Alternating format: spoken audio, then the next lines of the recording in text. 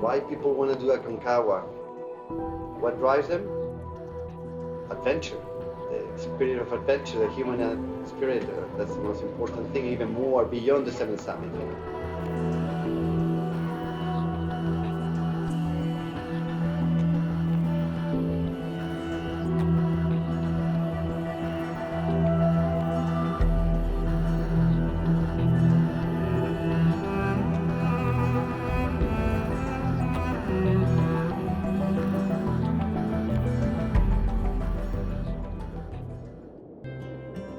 Typical expedition starts in Mendoza.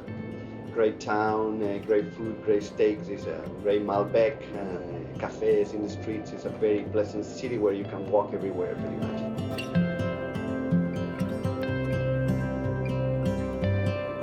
The guys work really hard the first 3 days, 4 days, preparing all the gear, packing food, and the clients arrive and gear check, and we make sure everybody has the correct gear to climb the mountain. And then the next morning we get the permits, and it's a process, a little bureaucratic, and then we leave by noon to Penitentes, 8,000 feet. Spend the night there. We start our acclimatization process. The next day we go to the trailhead, and we do this 40-kilometer beautiful approach to base camp. Base camp is at 13,800 feet. The approach is very, very nice, very colorful.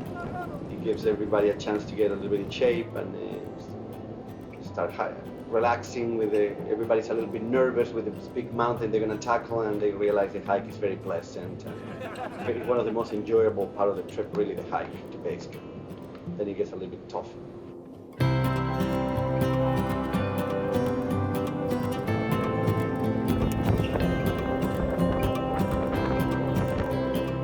Started pretty simple on entering through Vargas Valley, which is a little bit more of a non-traditional route compared to most of the traffic that comes into Aconcagua. So we had about a good 3 days hike in. Took us about until the third day, until we were actually able to see what exactly it was we were getting ourselves into. We're going to be climbing Aconcagua that way. But it allowed us to just kind of warm up, eventually slowly acclimatize as we gained altitude further up to base camp.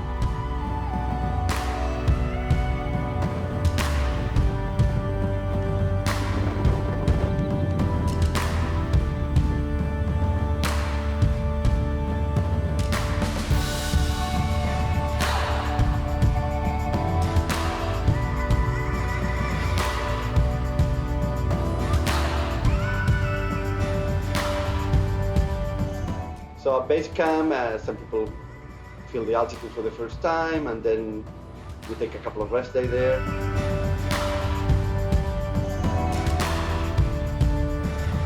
So we did a first doctor's visit today.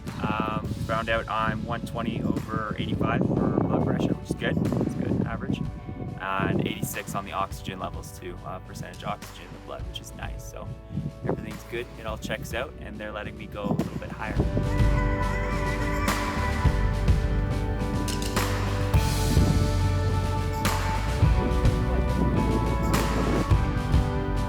One of the hardest days for me, for sure, was the first carry to Camp 1. Very large packs, so you've got all your food for the trip, everything you need for the next coming few days, the weekend in advance that's going to prepare yourself to get in a position where you can climb and get to the top, get to the summit.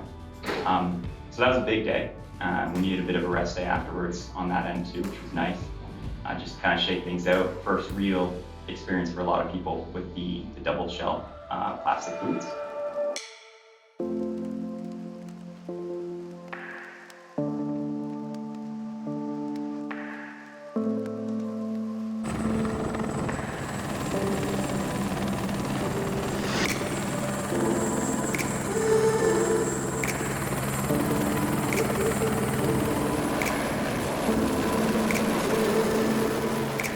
Aconcagua is the highest peak in the world outside of Asia, outside of the Himalayas.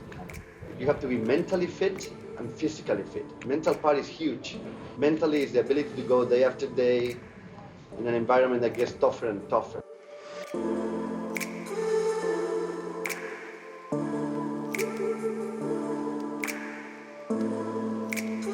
So we've been told that we're gonna have to move our schedule up a bit more aggressive than we originally anticipated.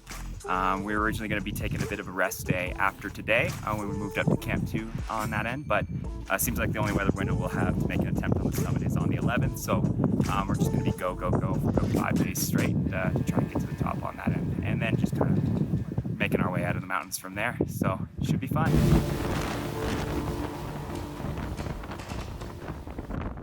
Initially, we had planned a specific 4-day budgeted time frame of which we wanted to be positioned, ready for a summit attempt.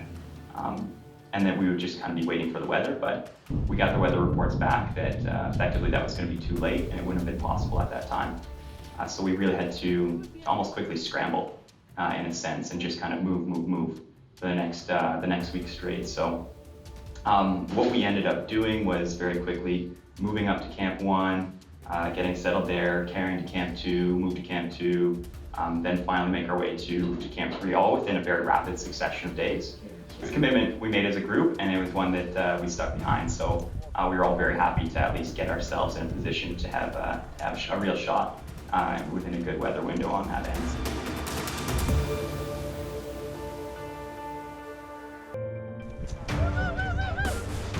And then another important, huge part is how well your body acclimatizes. How is your physiology for altitude?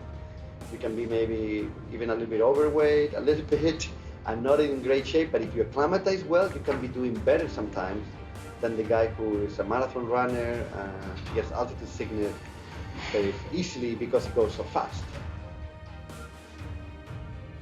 It's a technique, carry high, sleep low, works in every camp, and then on day 12, we're at high camp, day 12, 13, tackling the summit.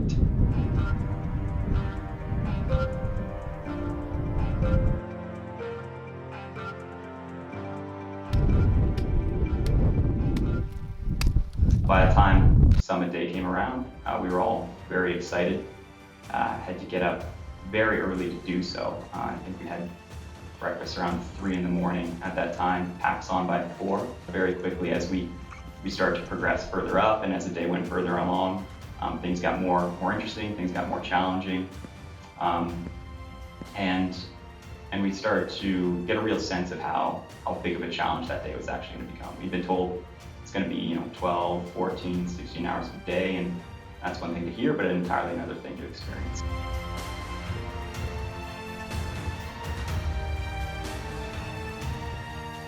Summit day is a good day. No matter where you come from, how fit you are. It's a big challenge. It's a tremendously rewarding experience. There were points we reached where it was kind of like you might hesitate a bit, you might kind of feel you might not have enough to keep going, but you just had to kind of really grit your teeth and focus on other things as you're moving. In particular, when we reached a part that was called a cave, that's where things really actually got quite interesting. And we'd be going this entire time. I think we were about 4 or 5 hours in to the actual climb, and probably not the best on energy. Definitely still capable of going, and then you look past the cave and everything's just going further up.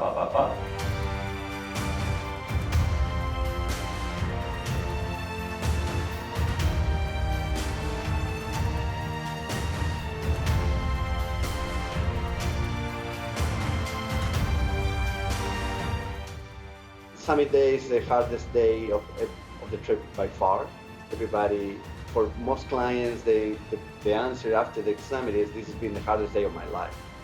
That's even if they're a marathon runner, no matter where they come from, often it happens to be the hardest day of their life. I think that was the real challenge for a lot of us that were able to get to the top on that end, was just to continue pushing past that point, which we were very grateful that we did, because eventually we did manage to get up there and take a few nice shots, but also had an opportunity to lie down on some flat ground for a couple minutes before we made our way back down.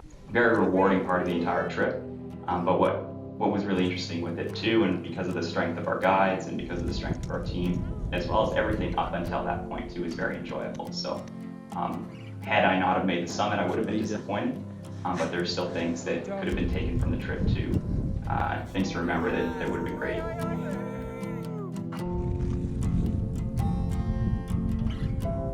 allow your soul the freedom to sing, to dance, to praise and love. It is there for each and every one of us. Definitely worthwhile. Definitely, I would say one of the hardest things I've ever had to do physically. Easily way up there on the list, if not the most challenging. And then from that point, once you get to the top, your thoughts immediately start to turn back home. So it was quite nice that we had a very quick descent. Then we do the traverse of the mountain. We get back to high camp, sleep there, and then we traverse to the other side, and we circumnavigate the whole mountain. And that by itself is a tremendous accomplishment, to do this traverse of the mountain. So we walk out in another valley. We have mules coming up, taking the gear in one base camp, the other mule coming out. The logistics is a little more complex, but it feels really nice to traverse the mountain. And then after that, back to Penitentes, Mendoza, everybody happy, and steaks again, and big celebration. That's basically a trip.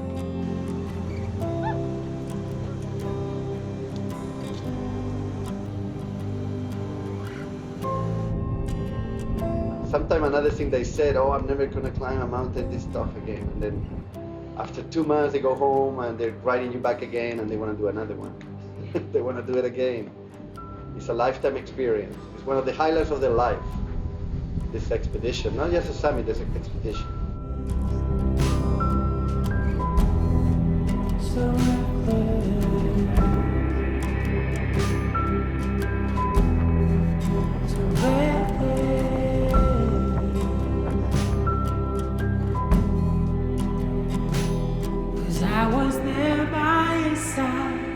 With my eyes open wide, and I know that will always be true. There were no reasons why, I guess all beauty must die. We try hard.